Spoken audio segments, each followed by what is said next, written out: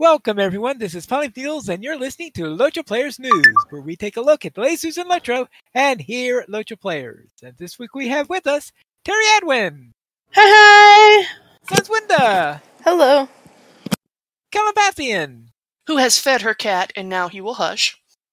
And Krister. Hello. Hello, everyone. And this week we actually have some real news to discuss because we have a new producer's letter. Squeak! Yay! A letter from the producer, Reninia, for June 2022, which will cover the third quarter of it. Now, I guess I should begin because they talk about an update 33.1 and an update 33.2. I noticed that there is no discussion here about update 34, so I presume that's going to be just outside of this window. So we're not going to know our next major location yet. Still a bit under wraps. But let's see what we're going to have in the meantime during the summer. And we'll begin with 33.1, which is expected to arrive in late July, which will have another Further Adventures. We had the Further Adventures of Bilbo. Now we get the Further Adventures of the Twins. Oh, God. Yay. In fact, this will be the story. I get the impression it's the story of what they were doing between the Council of Elrond and the leaving of the Fellowship, because they were the last group of scouts to return. Apparently they went the furthest and widest and all of that stuff. So I have a feeling that if this is LOTRO, it's more likely to be they're the ones who got into the most trouble. And you know why? It was probably because one of them said that they were a better tracker than the other, and they were like, prove it, and yeah.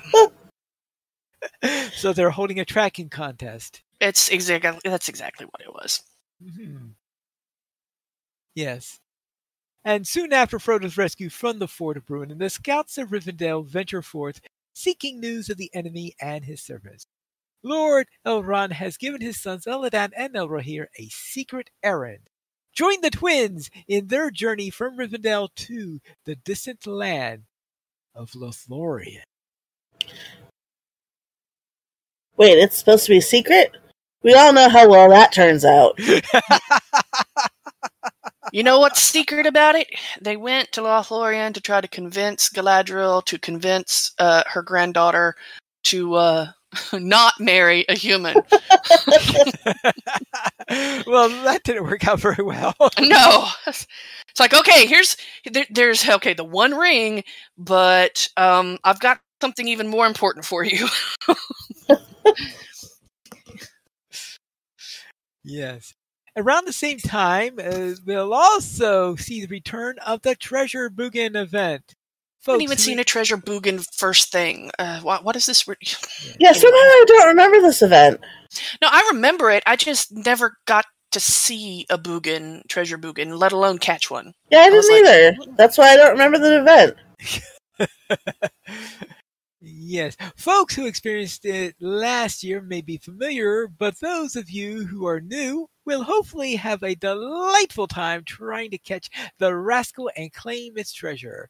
We've made some smaller improvements to the event and updated the loot available to earn, and we are excited to see players' feedback, and I think I completely ignored this last year. Krister, did you have anything to do with the Bougain I event? generally don't hunt short things.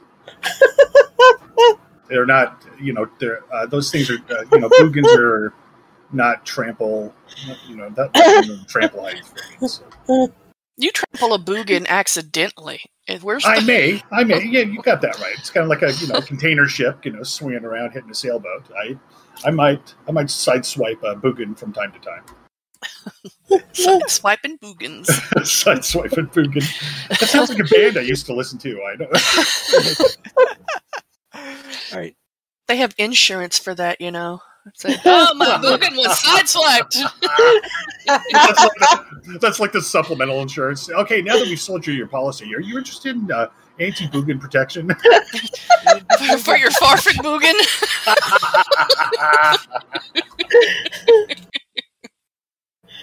I will presume that at some point we will maybe get some. I guess Fiber Jedi will have something out concerning the event.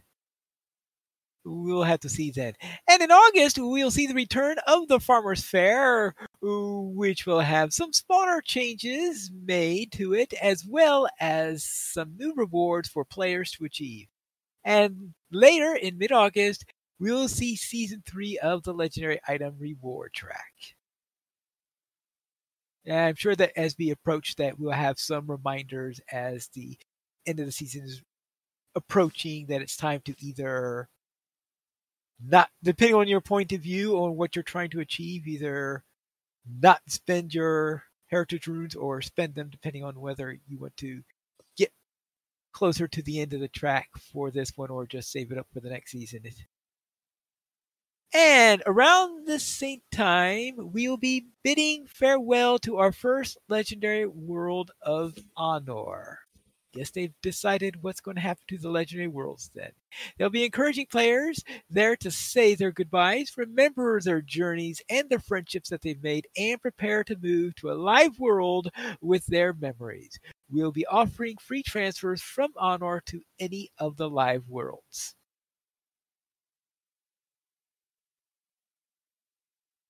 And I guess I'm the one on the show that's going to be most affected by that one because I've got a level capped character, meaning 130 character on that world. So what do you think you would do? Would you bring that character over to Landreval, or?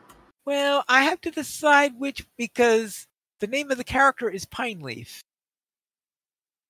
So, well, if you you'd be Pineleaf 1. Transfer it over, you'd be Pineleaf 1, and then you get a rename token. Yeah, but then the question is, which world would be best for it? Because I've got a 140 warden called Pineleaf on Landreval, so maybe I'm thinking maybe some server like Gladden or Brandywine might be more suitable for it, where I don't have something near the level cap. Unless I say, well, this is a Pineleaf for this day, and this is a Pineleaf for that day. You've got one on Arkenstone, right? Yeah, I have Who's got a Pineleaf everywhere? Yeah, pretty much. Kind of like how I have a Teriad one everywhere. Yeah. I mean, there is the possibility of considering, well, maybe I'll take it to a server where my Pineleaf doesn't have very many levels, but I'm saying, what are the chances that I am going to be seriously playing on Siran any?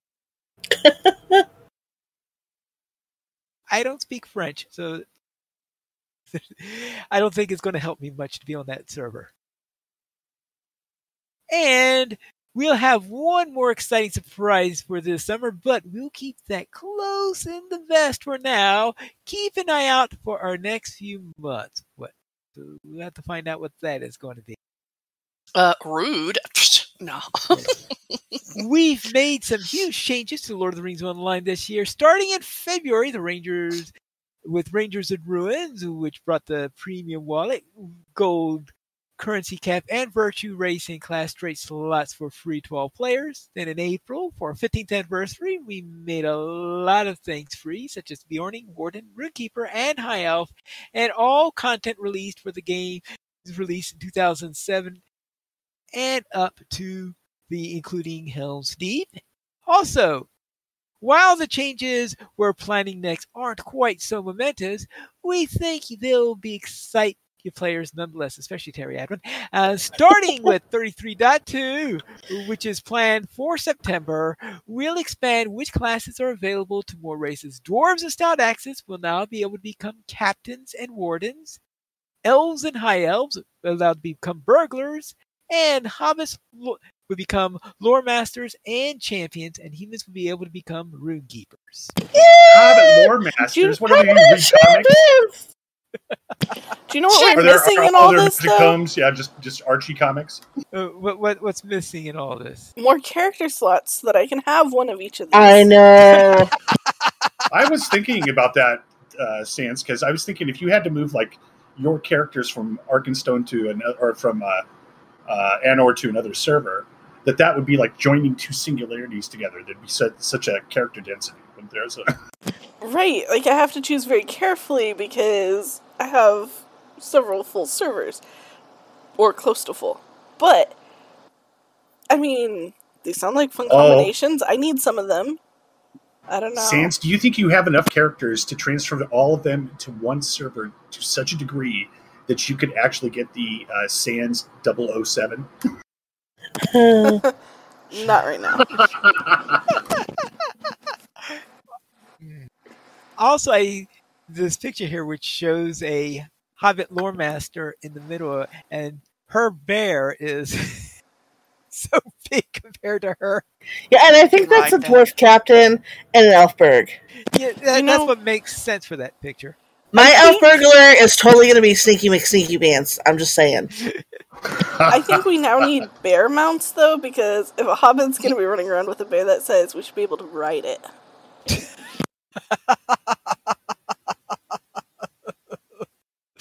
I thought you were going to say you want to be like Diamond Took and ride the...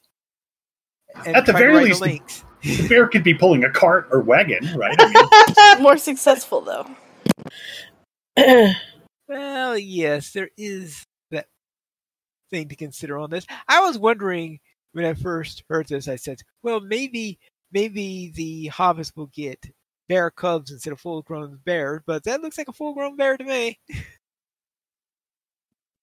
I feel like it's perfectly in canon to have wagons pulled by bears, a hobbit wagon train with bears as the horses.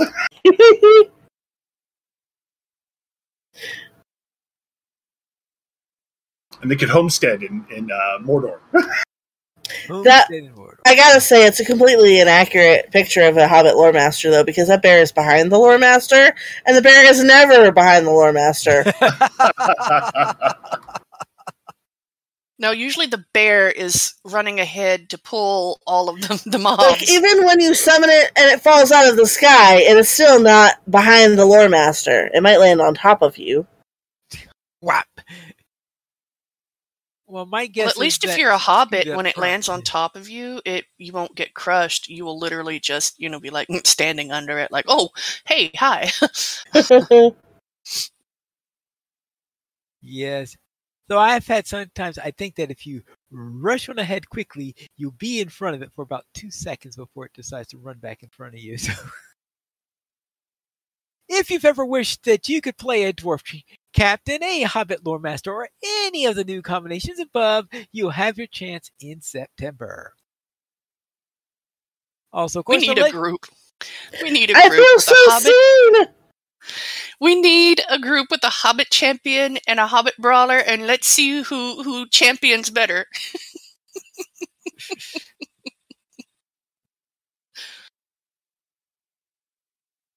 The legendary world of Shadowfax will continue its quick progression, this time to Farinorian and the Waste, with the level cap increased to 105 on August 31st. Finally, the legendary world of Honor will be closing down its excellent run on August 31st. Please prepare to transfer your characters before the end of the year. And there will be an FAQ later on that's going to be talking about answer any questions people may have relating to the closure of Honor. I have a feeling it's going to be a lot like the one that they wrote for Honor back when that closed. Now, one of the things that they did note is that you will get the full price of any premium houses that you bought there so that you could take them to whatever world you transfer to. I'm going to guess that it's going to be in the form of housing script, and it's going to be a 100% refund and housing script on there. That way, when you go to your next world, you'll be able to buy the house that you want. Well, except for the fact that the house is 90% likely going to be taken or hard to get or something like that. That's that little detail that you have to worry about. But you won't have to worry about paying for it because you would have the scripts that from selling your house or transferring over. And as always, we're continuing our ongoing work to improve game performance, refine each class's experience, fix bugs, and refine the new legendary item system. All these improvements will arrive with almost every patch. We just wish that some of these improvements could stick. 2022 has been an excellent year for us. Thanks to you, our 15th anniversary year continues, and we still have big surprises in store for Reninia. I guess the big surprise is going to be in September when they finally tell us what the next region is going to be. And that's it for the producer's letter for June 2022. Anyone else has anything they wish to add? Though I think we've covered most of our talking points as we were going through it. I just want to say I feel so seen because Hobbit Champions was specifically something that I mentioned when we interviewed Reninia. Yes. I do remember you They asking listen to me! Yes, they were either listened to you or they were keeping something very close to the vest. They could have been planning it for a while. I mean, I know I'm not the only one who's talked about it as a possibility. So I'm sure that it's been on their radar for a while now. I think it's great. Yeah. And also the logic behind elves not being able to be burglars never really sat well with me, so I'm glad that elves can finally be burglars. Now hobbits aren't going to be the only ones who have a double sneak. Oh yeah, there is that. Oh, I suppose elf wardens could have had a double sneak also. I know it's not. I know that the sneak of a warden isn't nearly as good as that of a burglar, but I'm liking the idea of a LOTRO Thunderdome where we put Hobbit Champion and Hobbit Brawler. It's like 2 enter, 1 leaves. But also some of the other ones the burglars. Now we've got elf and high elf burglar, and we could totally do that now that they've opened it up like that. It's like a 2 enter, 1 leaves, and fight. And fight. Well, it can totally be end game because after evil has been vanquished, what else are we going to do except fight each other? I mean, well, after it's vanquished, I plan on becoming the new evil myself. That's what I went to school for. So, I mean, it's about time I embrace my degree. Like I said, what else are we going to do but fight each other?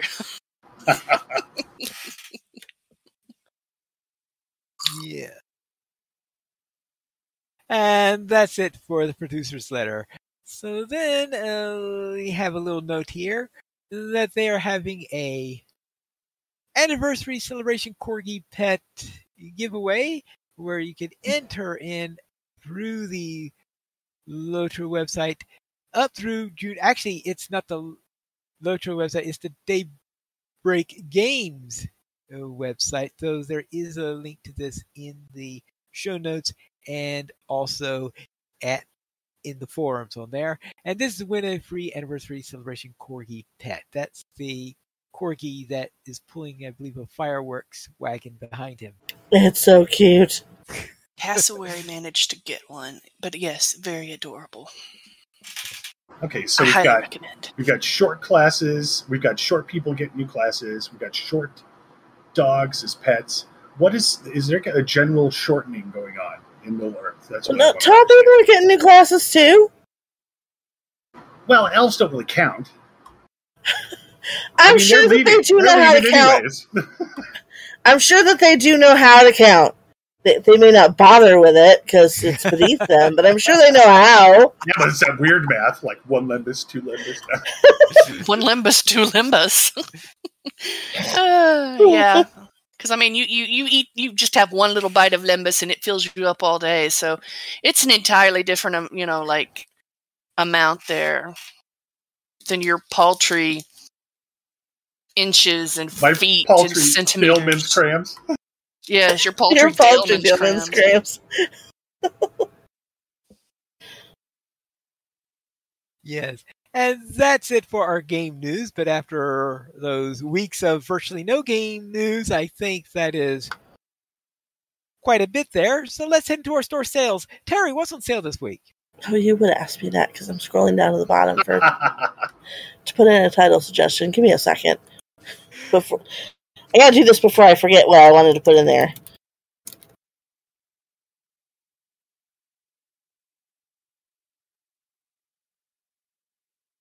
Okay. Let's see. We get 20% off select XP boost, enhanced XP supply, 100% mark acquisition boost, virtue acceleration tomes, now through June 30th, and our weekly coupon code also through June 30th is a free simple Rallyhorn with coupon code Rallyhorn time. Rallyhorn time. Rallyhorn time. Rallyhorn and jelly time. No, wait, that's wrong. Let's head into our week in gaming. Calabathian, what were you up to? Apparently losing my mind. Like normal.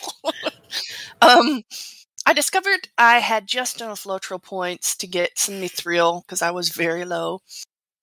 Just enough mithril to move my traceries around on my allies that I needed to on Cassowary. Now I've got to replace some because they're not really what we need for raiding. And I'm also working on essences for him, on crafting them, which leads me to the second thing I was doing, which was crafting with Celeborn, now on PBS. Also on the game, since that's pretty much what we're doing with him at this point is crafting, making sure that we've got everything we need there. And then for ESO, I spent way, way, way too much time on Twitch to get all of the ESO goodies that have been dropping from them lately to celebrate High Isle's release. So yeah, I think it was like 4 hours and you get the cat, another 2 hours and you get some crates, and then another 2 hours and you get a mount and something else. Costume. Oh my costume, goodness. and then the crates and that. But it was like a total of 8 in total. So I can't stand being around myself for that long. Jeez. Yeah, that was pretty much me on my phone with Twitch, having it up and running, silent, and doing other things, so it would count. That's called you open it up.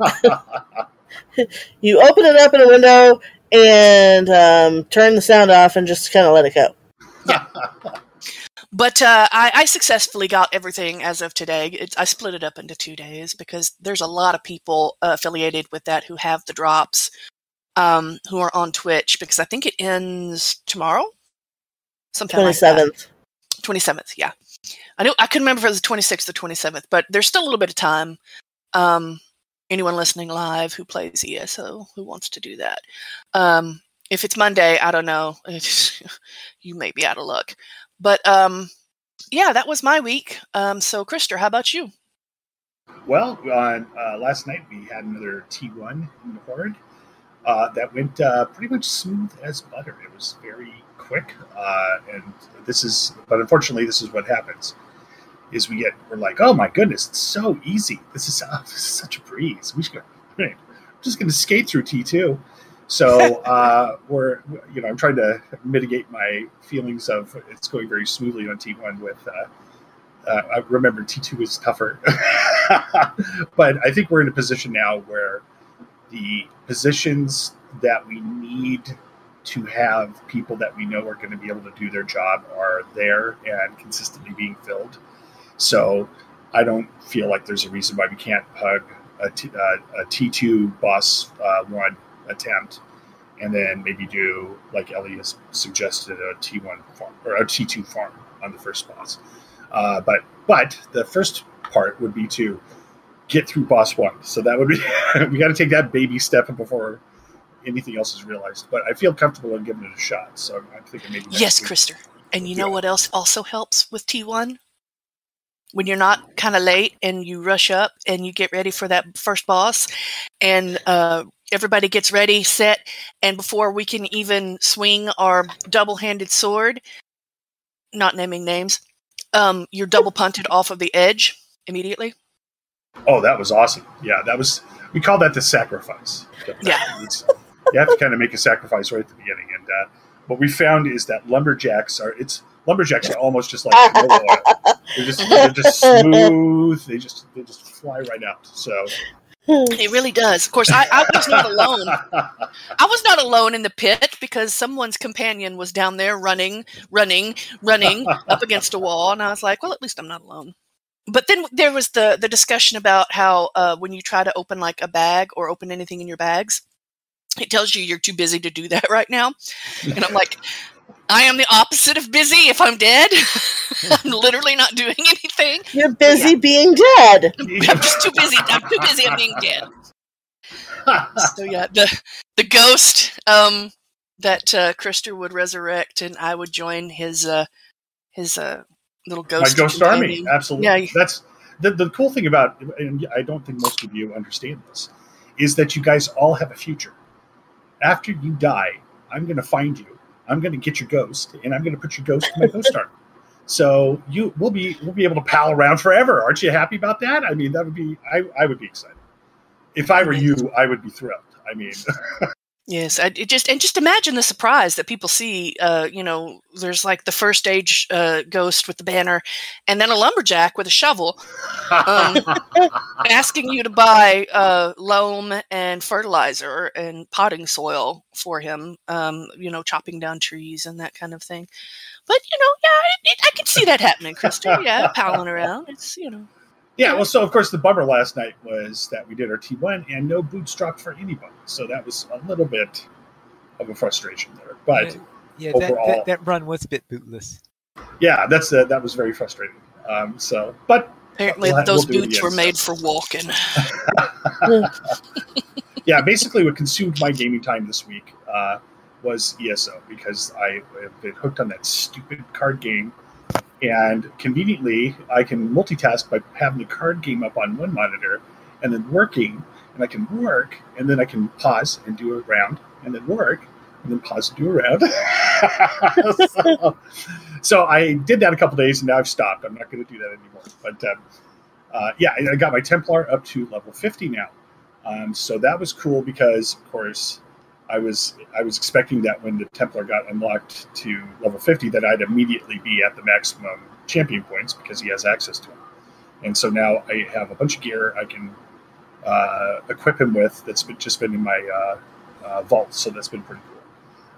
And then, of course, Tribute, just playing Tribute over and over and over again, and that's a really fun game, and I'm having fun figuring out the strategy and everything. So, Krister, the first step is admitting you have a problem. I know. I am so unlucky in real life. I never would gamble. It's just, what's the point? That's there's an extra set of odds against me in the universe for some reason. So I don't gamble. But in this place, it's safe. Even when I lose, I get a tribute defeat backpack filled with stuff. So that's been a lot of fun, but that's been my week. I've been playing pretty much ESO all the time, and then on Friday we did our LOTRO thing. So, Sans, what have you been up to? Well, I logged into Anor for the first time in a while today, and I learned that I actually am level above 50.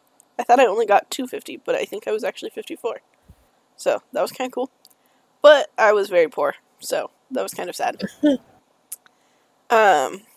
And then I went running around and doing the Murkmire prologue with a werewolf friend. Gware made a werewolf orc, and so we were running together with werewolf orcs, and they're pretty fast, and it's pretty fun. Yeah, and they're both... I'm pretty sure they're both sorcerers, too. So, yeah, my sorcerer orc might catch yours someday, Krister, even though mine started earlier. Ford is a complete promoter of exploding orc sorcerers, so... Right? So, yeah, that was fun. We had to do the Murkmire prologue. We had to do part of it twice, though, because it bugged out, so that was sad. But we got it done. And then I joined forces with some honorable sky pirates in Final Fantasy XIV. And that was unexpected and fun, too. So, that was pretty much my week. How was your week, Terry? Well, unfortunately, I haven't been playing much of any at all LOTRO in the last several weeks. But I have played some ESO. I acquired the new ESO companions on Terry, mostly to make it easier to find them on other alts who might actually run with them, because Terry's pretty attached to Bastion. I don't know why I'm really attached to Bastion on her. I think just because she's the one character that I have that I've got a good healing rotation in, and I've gotten him into decent enough tank spec that they don't die every time they go fight something. And, of course, I'm not really playing a bunch of other alts at the moment, although I did pick up my Nightblade Sarissa this week because there were a lot of Steel Things endeavors. And I stole so much stuff that I couldn't get rid of it all. Because because one of the endeavors was to steal 3 items of blue quality or higher, and that's really hard. They are not just lying around for you to take. Unlike all of the other stuff, because as Mary says, you'll steal anything that isn't nailed down, won't you? But yeah, it took ages to actually finally get the 3rd blue item. I thought I would never actually get it done. One of them ended up being a design, so I definitely wanted to launder it so I could get it over to Terry. So yeah, that was fun. And then Craft the World, way too much time in Craft the World. I spent 3 days, I think, in the same desert world, and I finally decided I was done. And now I'm in an underground level again. Always trying new builds, seeing what works, what doesn't. I have finally gotten to where I can take on goblin little enclaves, so I'm starting to slowly clear out under the ground, but it's going to be a slog. But yeah, that was my week. How about you, Pine? All right.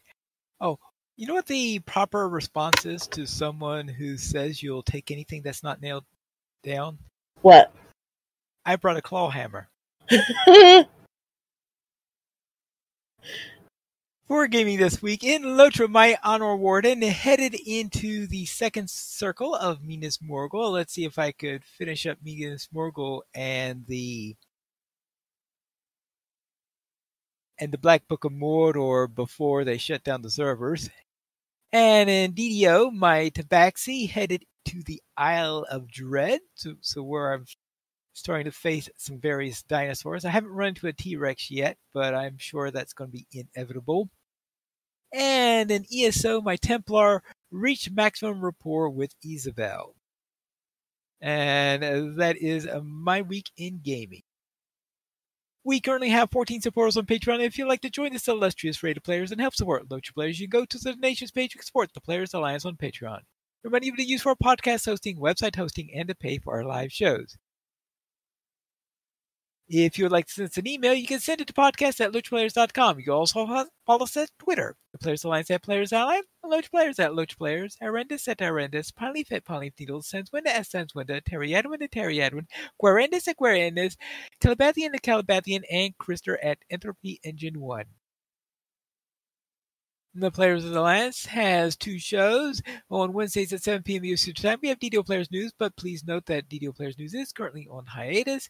And on Saturdays at 8:30 p.m. US Eastern Time, we have LOTRO Players News.